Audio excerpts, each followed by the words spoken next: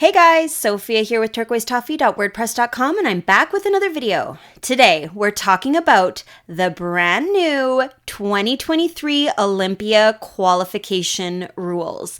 This is so exciting. They've made a few little changes that will have a bit of an impact on next year's show, and I figured I'd come on and talk about it a little bit since everybody seems to be talking about it.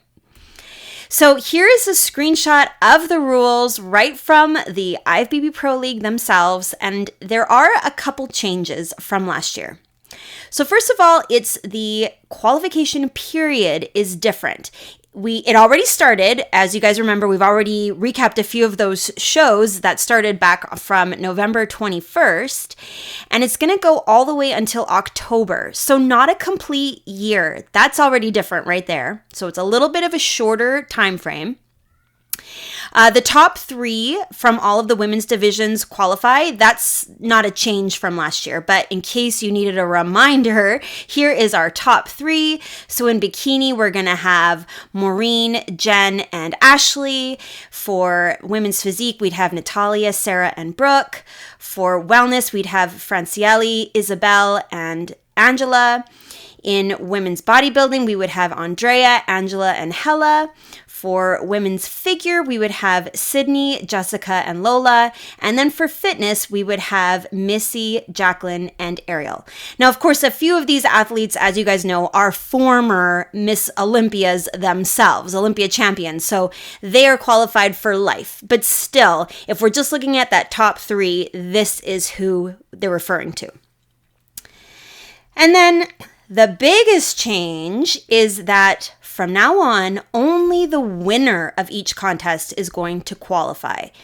Before, there was a point system. Do you remember? There were tiered shows. Some shows were higher on the tier system than others, and it was second through fifth that received points. So that's not going to be the case anymore. Very exciting. And you'll also notice this last sentence here. The former Olympia winners have lifetime eligibility, but they just wanted to qualify that a little bit, that it's not automatic, and that if they take more than 5 years off since they have won, they need to get approval. Okay, so here's a look at last year's rules. If you guys remember, it was a little bit of a longer qualification period from September all the way till November. So last year, it was like kind of closer to 14 months, and this year it's 11 months, give or take a bit. So certainly it's a shorter time to qualify. The other change, of course, is this elimination of the tiered system and the points. So what it was last year is the top three athletes in each division in the points. So the girls that got second through fifth place and racked up those points and were the highest at the end of the qualification period, they got to go to Olympia. But now that is no more. It is only going to be the winners. So that means ultimately 3 less people in each division are going to qualify. Only the winners. So is this a big major change?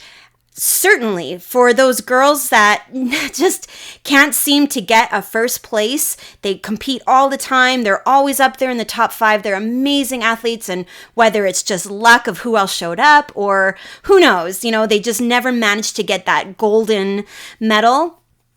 It does eliminate that ability to still make it to the Olympia. But in the scheme of things, it doesn't really reduce that significantly how many people are going, because there was only 3 people that qualified by points.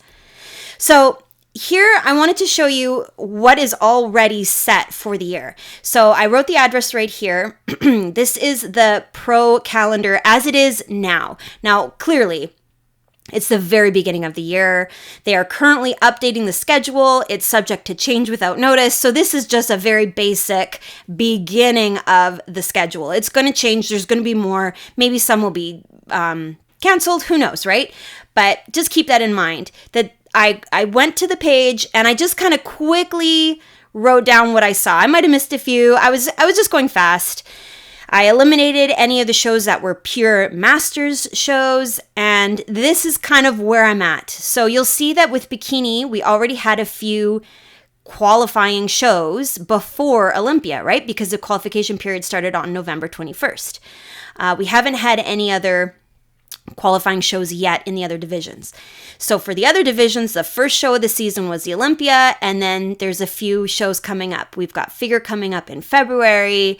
We've got the Arnold in March. We've got the Vancouver Island show in April.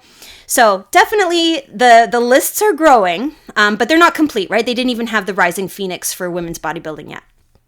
And you can see bikini already has a lot. So we're at, we're approaching 40 shows already just as it is. So we're going to have, as usual, quite a lot of bikini competitors, just minus those 3 that would have qualified by points. So it's certainly not making that big of a change in terms of how many athletes compete. And there's also the possibility that those shows that aren't scheduled yet, they're going to try to get within the qualification period. So I'm not sure if it's going to have that big of an impact on how many athletes are actually competing. But it remains to be seen. Maybe it'll have a huge impact. So I was trying to think of ways that we could, going forward, really significantly reduce the amount of qualified athletes. I don't know about you guys, but it definitely did feel quite long watching the Olympia. There were a lot of athletes on that stage. Certainly they were all very deserving of being there. It was the absolute best in the world, but I do like the elimination of the points. I think that keeps it a very prestigious show. You have to win to get in. But I have been brainstorming of, going forward, how could they even reduce the number more? And really, there's only 2 things they can do. They can either decrease the amount of shows where athletes have the chance to qualify, or they decrease the amount of athletes who qualify.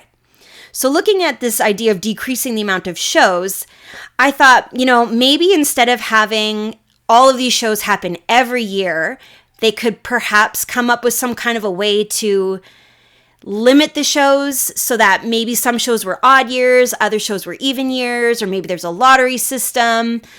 I do see some problems with that idea, but it would reduce some of the amount of shows that go on every year, because there are times when there's like 5 or 6 shows every weekend.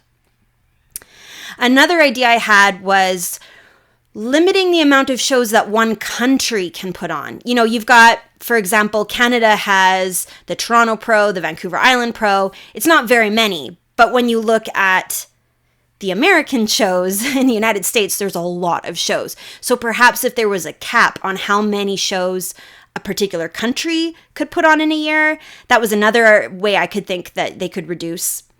And then another idea I had was you limit how many shows a particular division can have in a year. So particularly bikini, there's so many shows. I suspect wellness is going to start having a lot of shows as well. And if they don't put a cap on it, we're going to end up having a lot of competitors, particularly if new shows are popping up throughout the year. However, I don't like any of those ideas. I remember just a few years ago when shows were being canceled all the time, and it was super disappointing. I love that there are so many opportunities for the athletes to compete. These are professional athletes. It's their career. It's their life. And I love that they have lots of opportunities to get on the stage and try to earn that win for Olympia.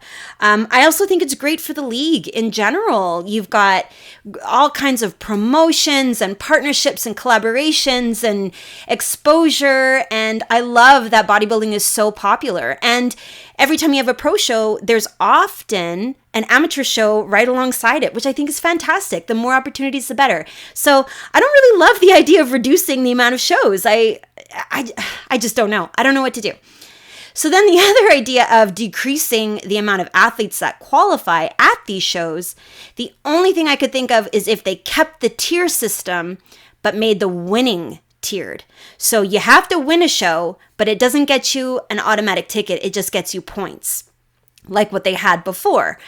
But again, I don't love that idea because then the athletes are going to suffer. They're never going to feel like they can relax and just have their ticket to Olympia and coast into it and have an off season and grow and take a break. They're always going to be worried that someone else is just going to overtake them in points. So those were really the only things I could come up with. I don't think any of them are great ideas, and mostly I am excited to hear what you guys think. Did you think there were too many athletes at last year's Olympia? Do you think they should be trying to reduce the number, or did you love it? Did you think that it was the more the merrier? And if you do think that it was too many, what do you think they could do to reduce the number going forward in the future? I don't know. I think it's tricky. Either way, I think Olympia has to remain prestigious. It is the most amazing, incredible show of the year, and everybody who's there deserves to be there. So that's my breakdown of the new rules. Please give me a like if you like this video. Comment below your thoughts if you like the changes, and come find me. I'm at turquoisetoffee.wordpress.com, and of course on Instagram at turquoisetoffee.